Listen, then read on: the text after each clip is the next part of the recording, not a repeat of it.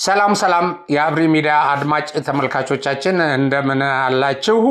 የሰሜን ኢትዮጵያን ወቅታዊ ሁኔታ አስመልክተው በተለይም የኤርትራ መንግስትን ጸባጫሪነትና ጸረ ሰላም እንቅስቃሴ አስመልክተው አምባሳደር ጀነራል ባጫ ደበሌ ሆርን ሪቪው ላይ ጠንከር ያለ መልእክት በእንግሊዝኛ ቋንቋ አስተላልፈዋል። ይህ ጠንከር ያለ መልእክት የሻዕቢያን ባለስልጣናት በእጅጉ እንዳርበደበዳቸው የሚወጡ መረጃዎች እያመለከቱ ነው። ለመሆኑ ይህ በኤርትራ ባለስልጣናት ዘንድ ድንጋጤንና መርበድበድን የፈጠረው የአምባሳደሩ መልእክት ምን ይዘት አለው? እንደሚከተለው ወደ አማርኛ መልሰን ለእናንተ ለአድማጮቻችን አቅርበነዋል። ተከታተሉ። የኤርትራ አደገኛ ትንኮሳና የኢትዮጵያ ስትራቴጂካዊ ትዕግስት ገደብ በአምባሳደር ጀነራል ባጫ ደበሌ ነሐሴ 3 ቀን 2026 ዓ.ም።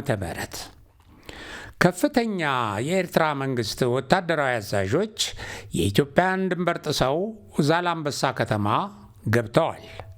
ይህ አገባባቸው ተደብቀው ሳይሆን የኤርትራን ባንዲራ በማውለብለብና የሀገሪቱን ምልክቶች በግልጽ በማሳየት የተፈጸመ ትንኮሳ ነው።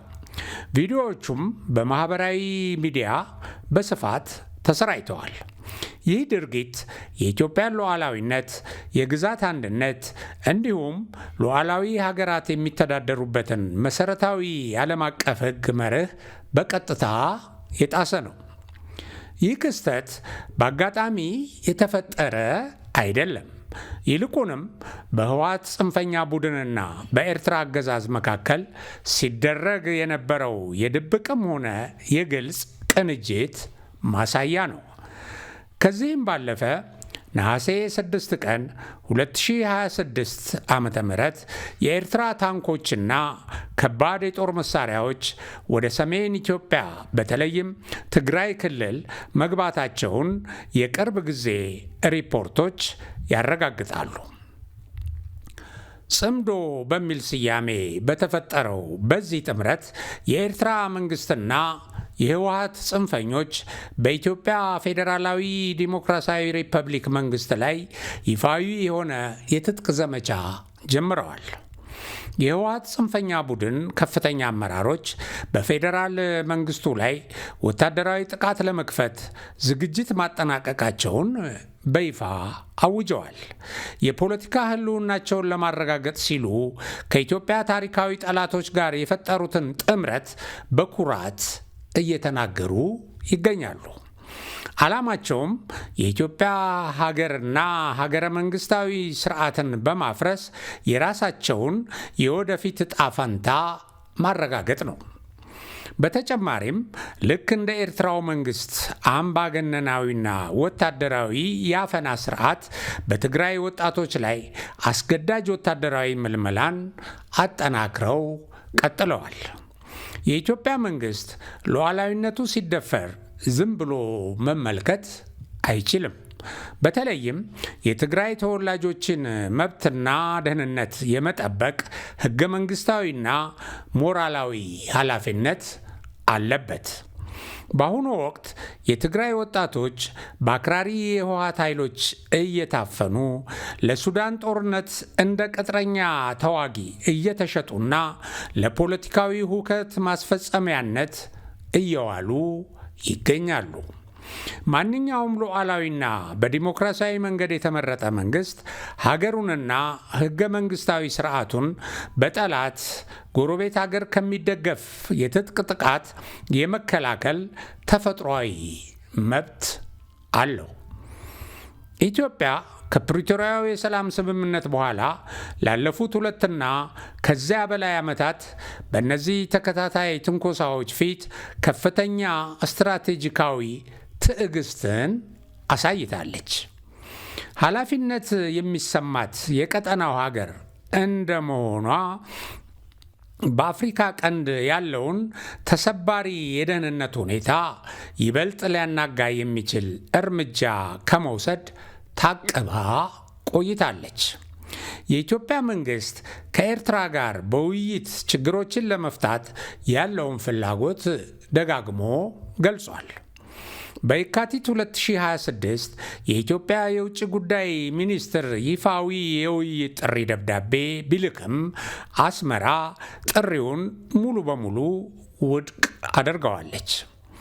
የኤርትራ መንግስት ተግባር ለዲፕሎማሲያዊ ውይይት ፈቃደኛ አለመሆኑን ብቻ ሳይሆን የጎረቤት ሀገርን ሉዓላዊነትና ፖለቲካዊ መረጋጋት ለማናጋት ሆን ብሎ እየሰራ መሆኑን ያሳያል።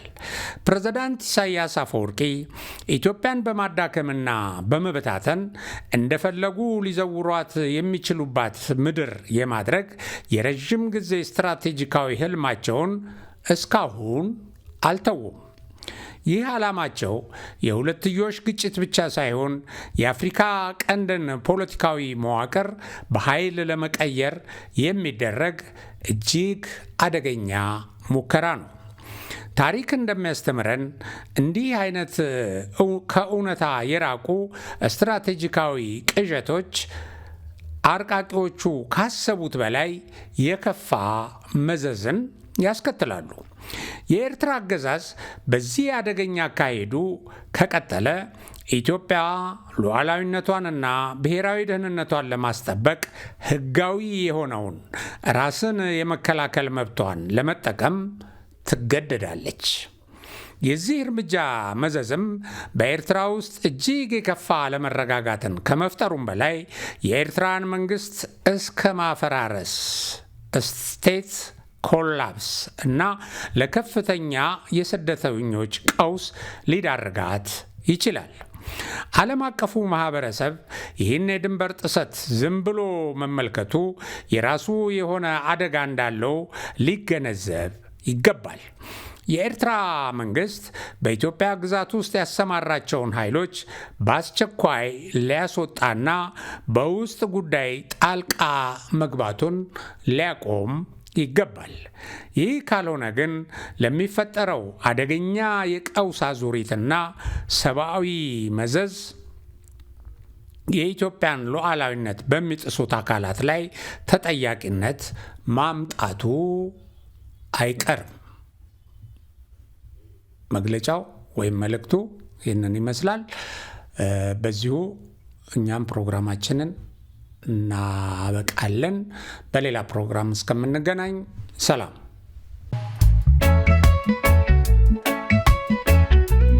ይህ አብሪ ሚዲያ ነው። አብሪ ሚዲያ አንድነትና ፍቅርን በማጎልበት ሰላምና እድገትን በማስፈን ረገድ የበኩሉን አስተዋጽኦ ለማበርከት የሚሰራ ሚዲያ ነው። አብሪ ብሩህ ዘመንን አብሳሪ። አብሪ ሚዲያን ሰብስክራይብ፣ ሼር ያድርጉ።